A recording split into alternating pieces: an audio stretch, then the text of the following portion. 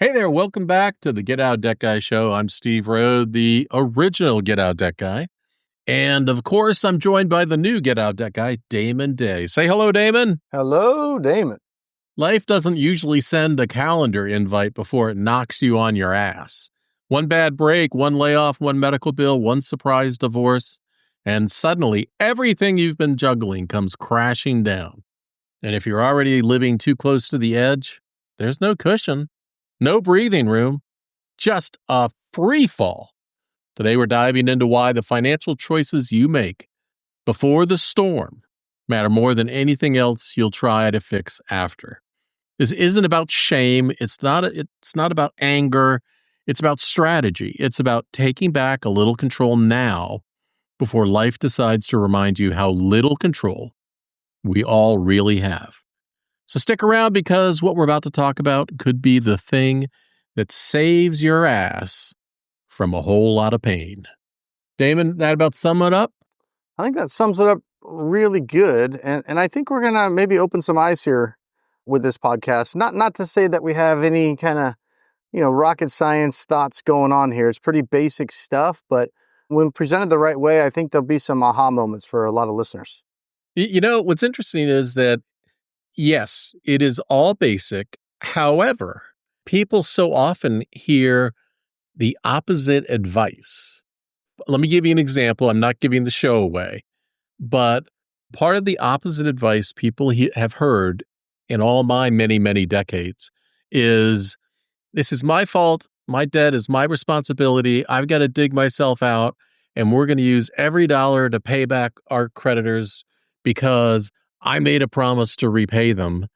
And then the world comes crashing down when the reality is you have financial choices to make. Mm-hmm. Don't assume that what other people say that sounds popular is right for you. Is that right? Yeah, 100%. I mean, and that strategy can work for people. It might be right for somebody, but it's not right for everybody. I'm chewing a fruit chew. You didn't stop your fruit chews before we started the show? No, I thought you were going to go on longer. You usually do. So your snacking ability was based on me going off on one of my diatribes. So I know. Yeah. Well, you didn't go off on a diatribe. You went off on a die. Well, the purpose of this podcast today is Steve and I want to talk about choices and not choices that you've made. The past is the past. Steve's got a very simple philosophy that I've adopted over the years, and I like it a lot. And it's very simple. It's let's do better moving forward, right? We'll look at what happened in the past just as a way so we don't have history repeat itself, right? We want to have an understanding of how we got here. But there's no point getting beat up over it and everybody's been there where you've just overindulged a bit or whatever the situation is, or it may be completely, things that were completely out of your control that got you in the situation. But if you're in a situation where your unsecured debt is larger than your savings account, mm-hmm. we have some corrections to make. We have to turn this franchise around. And I'm not talking about money in your retirement accounts. I'm talking about pretty much liquid savings where if you got in a fender bender, which Steve got into a couple of days ago, your transmission went out on the car. You needed a couple $1,000, money that you can go, oh, okay, and you have, right? Not selling off stock so I can get some money to get my transmission fixed, but I'm talking about your liquid savings that you can use. So many people have been kind of sold into this mindset. And I see it every day with clients that I talk to. So it's universal. So you're not alone if you think this way, but it's, in my opinion, the wrong way to think. And it's going to get you into the situations that you're in. But if you think that you need to have credit, you need to have a credit card so for that just in case this or just in case that. Well, the just in case this will happen. It's not a matter of if, it's a matter of when.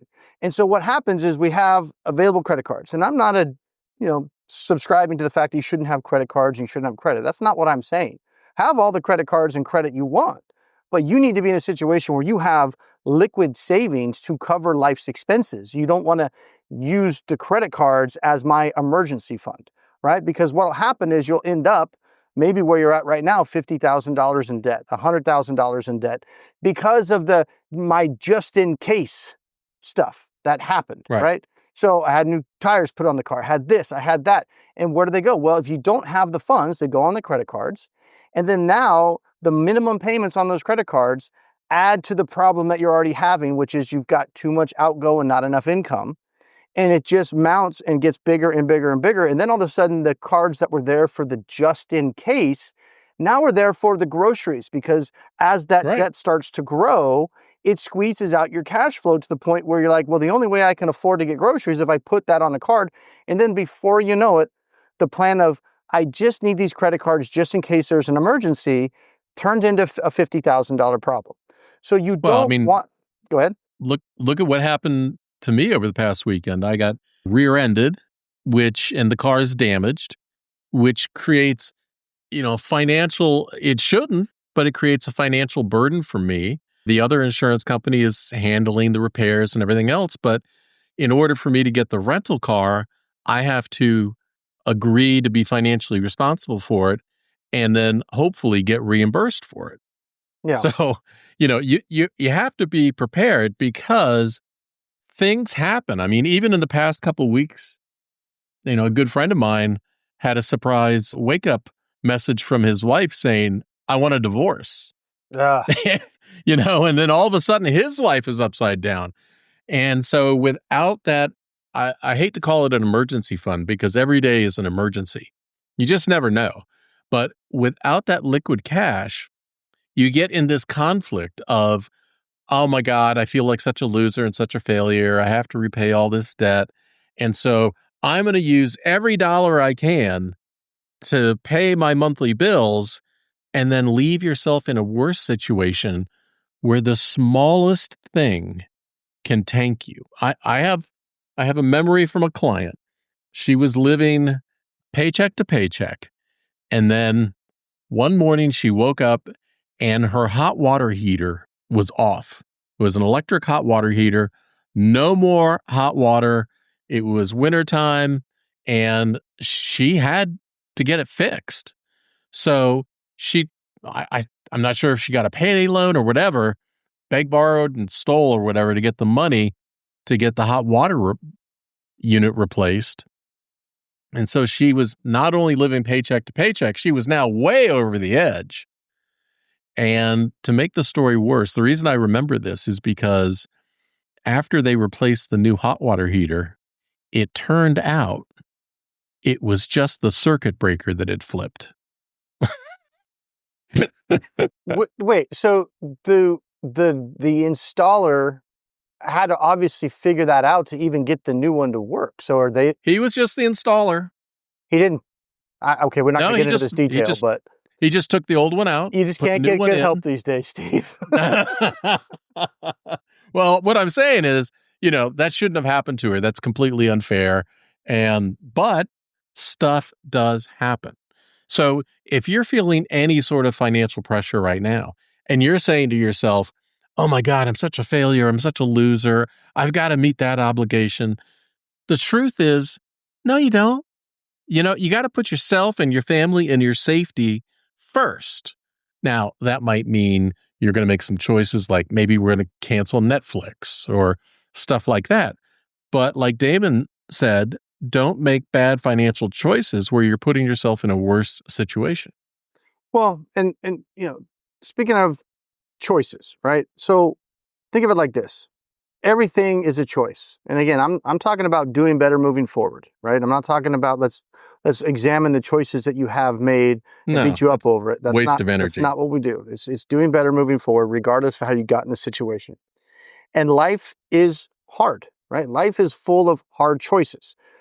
Paying back all of your debt in full, in eating beans and rice to do it, is hard. Paying back all of your debt and, on the interest rates that you have and just continuing to do what you're doing and going paycheck to paycheck and juggling this and juggling that. And okay, I got to make this payment. Well, it's late. it's due on the 1st, but it's not late till the 10th. So as long as I pay it on the 9th, I'm going to be okay. And I'm not, that kind of living is hard. Choosing to file bankruptcy is emotionally difficult. Choosing to strategically default on payments in order to negotiate better rates or negotiate principal is an emotionally difficult decision, right? These are all difficult choices, but the point is they are all choices. Continuing to live the way that you're living is a choice. If it's very simple, if your debt is larger than your savings account, that's it. You need to call me. The choices Right, that you're exactly. making are wrong. Now, we need to do better moving forward. I don't want you to live a life where you're using credit cards for the just in case. I want to get you to a point as quickly as possible to where you have liquid cash in the bank for the just in case. You can still have credit cards Right. if you want. You can still have a great credit score. I'm not opposed to any of that. Whoever said life is easier with bad credit, I don't know. But life is easier with good credit. But, you have to look at how much that debt is costing you. If you have $50,000 in debt, you're probably paying about $1,500 a month.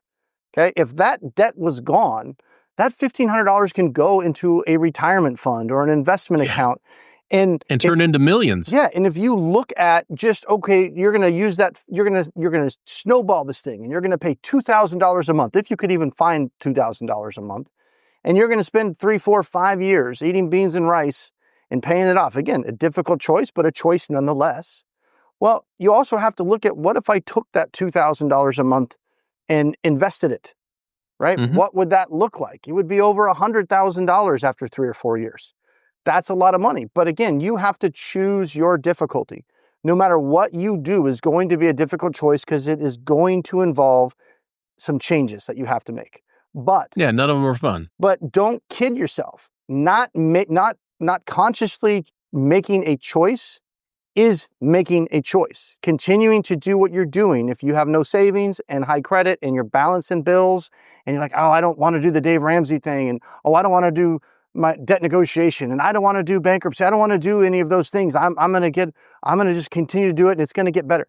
Unless you're up for a huge promotion, you've got some major life event, you have a big inheritance about ready to come around the corner, it's not going to get better on its own. And choosing not to be proactive with it is this also making a difficult choice, and it's usually the most expensive choice. Continuing the but status quo. what holds people back is guilt and shame, which I totally understand it. I've been there myself. You might have been there yourself at some point. And the funny thing about that is the only person that feels guilt and shame is you, right? When I felt it, I felt so small. I felt so bad, so terrible. And you know what? Everyone around me, everybody I passed driving down the road, everyone at the grocery store, they didn't care. The only person that cared was me. Yeah. And I cared more about how I felt emotionally than if I was making the right choice, which was stupid. Yeah. And again, we're not saying that paying all your debt back is the wrong choice for everybody. That's not what we're saying. Because for some people, that might be their correct choice. It might be what they want to do. And if you've looked at the options and decided that that is in your best interest and that's what you want to do, then that's the right choice as far as I'm concerned. Because I tell clients all the time, it's your money, it's your life. But I have a big asterisk to that. I totally agree with you.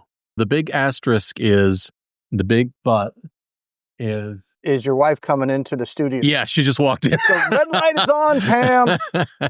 No, the big asterisk is that do it in a way where you can keep yourself safe, you can meet your life right now, and you can repay those debts at any point in the future as you can afford to do it.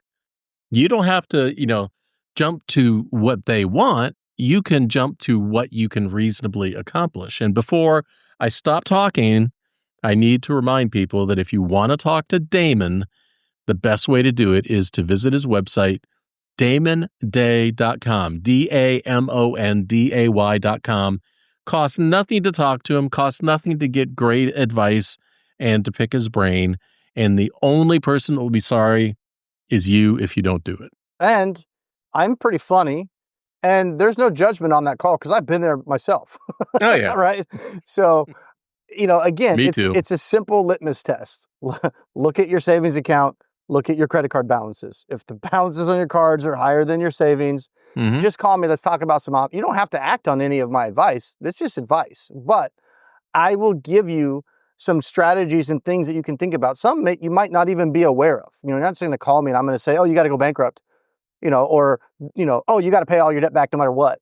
Right. My focus is never on you have to do this, you have to do that. My focus is on educating people on those difficult choices and kind of giving you an idea of what those choices would look like for you specifically in your current situation.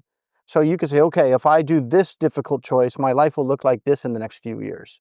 If I do this other difficult choice, it'll look like this. And if I do this, that's my job. I want to shine that light on there because so many people are trying to decide what to do and they're on the internet, they're researching, they're looking at bankruptcy, looking at settlement, looking at Dave Ramsey's financial peace type strategy, looking at consolidation.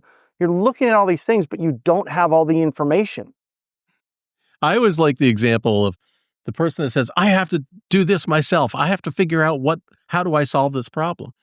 To which historically, I have always said to the person, you wake up tomorrow morning and you have a bad tooth.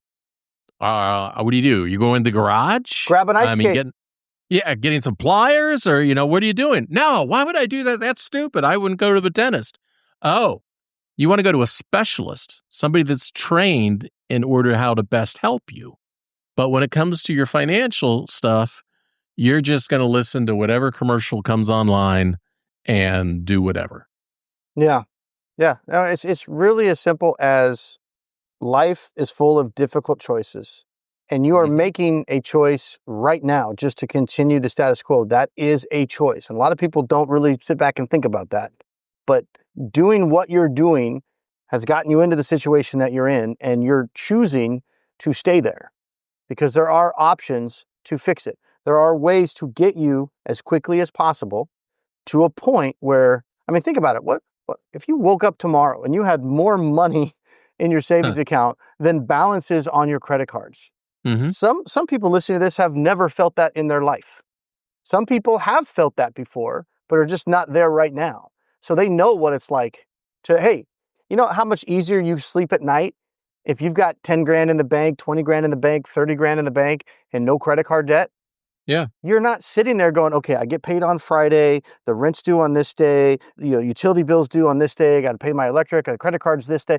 Think about how much energy, if you're in this situation right now, think about how much mental energy, how much time that you spend on a daily basis thinking about when things have to get paid and where that money is going to come from and what account it's going to get transferred to. Imagine if you were in a situation where all the money that you needed to pay all of your bills for the month, and this is not hard to do. It's not hard to get to this point. It really isn't. The money is already in your account. You're a month ahead. Imagine being just a month ahead where all the money that you need for this month's bills was earned last month and it's already in an account on auto draft. All the bills just get taken care of when they're due and you don't even have to think about it. I was reading a story this morning about somebody. It was two people. One, they're both software engineers. One that was totally surprised they got laid off from their 6-figure job. And the other one was, I kind of have a spidey sense that something's going to be happening in the near future. And they spent the next 3 months squirreling away every dollar that they could just in case they got laid off. So, who was doing better? I would rather squirrel away money while you're making it and things are flowing than you lost your job and now you're going to have to make money magically appear. Here's the thing. I can help you if you wait till the last minute and come to me. I can still help you. I can't. I have clients that come to me and they go, I have no idea. My mortgage is due last week. I don't have the money. My credit cards are maxed out. I have no savings. I got 2 loans on my 401k already. I have clients that come to me like that, and I will fix it. I can fix it. Yeah. But you will have more choices on Yeah. how we can fix it if you come to me before you try to do it your way. And I don't want to sound like a jerk about it, but trying to do it your way is not a good strategy. I promise. This is not. or Yeah. like if you think you got it, talk to me. And then after that call, if you get off that call and go, yeah, my way's still better, fine. Do it. That's fine. That's great. Right. That doesn't usually happen though, because there's strategies and things that you can do that for a lot of you would never even cross your mind. Yeah. You don't know what you don't know. You don't until you know.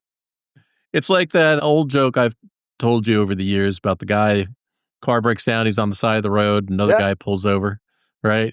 And says he's a mechanic and goes, oh, I will pay you. I'll pay you. Can you help me get my car going? He goes, yeah, no problem. Guy crawls under the car, bam!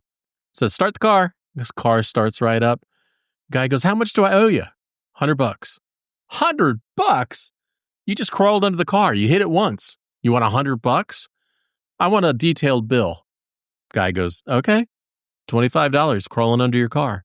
$75 knowing where to hit. Yeah. And it's the same sort of thing here. You want to go on your own. You want to, try to figure it out. You got no experience doing it.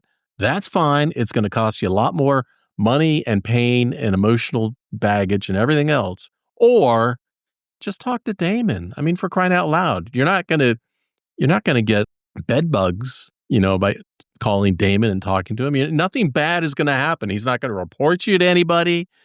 You're going to get information and advice. Yeah. That's it. Remember, our focus is doing better moving forward. I mean, we'll talk Right. about how we got there, because again, that's important to just understand. We don't, get you back in that same spot. But this is not about me telling you, well, that was not the right choice. That wasn't the right choice. I I've made all kinds of wrong choices, in my years. Trust me. So it's just about, okay, we're where we're at. And again, everybody's in a different spot, right? There's so many different things, different scenarios. There's no one right way, but it's just about, okay, where are you at? How do we get here? What can we change? We're going to have to make some different choices, and those choices are probably going to feel difficult. My job is to help make those choices as difficult less a word, Steve? It is now. So that will be my new slogan. I will make the choices difficult less. Difficult less. Yeah, there we go. Not a grammar person, but I'll make it difficult less. I was told there would be no English. I'm good at math, but not English. Difficult less. Well, I was telling somebody just last week, I kind of have a personal philosophy in life now that I'm an old fart, that I just try to do better in my life and for myself every day. And that means that if I do something that just winds up not the way it should, I will just do a kind of mental autopsy and, how did that happen? Why did that happen? What can I do in the future to avoid that happening? And just do better moving forward. I just want to focus on tomorrow. I want to live today and focus on tomorrow. I cannot do a damn thing about yesterday. Yeah. And this is not about depriving yourself of everything right now. No. That's what a lot of people that I talk to, they kind of mean like, oh, I've listened to this, radio show or that radio show. And, you know what I'm talking about. And it's like, and a lot of them are like, look, I'm kind of middle-aged. I've got kids right now. I'm in this situation where I only have a small window with my kids. And I don't want that the last 5, 6, 7 years that I have with them before they go to college and move out of the house and all this. I don't want that to be the 5 years that I just say, okay, we can't do anything. We're going to sit here and do nothing and eat top ramen and beans and rice. And you can't even watch Netflix because we canceled that. Right. So they don't want that. So they go, no, I don't want that for my life. And again, that's not just the only way you can do it. It's not about just depriving yourself now so you can prioritize your creditors and get out of debt. We need to get out of debt, but we don't have to make your life miserable doing it. I chuckled while you were saying that because I remember when my daughter had 1 year left of high school, and then I knew that she was going off to college and her life was going to entirely change.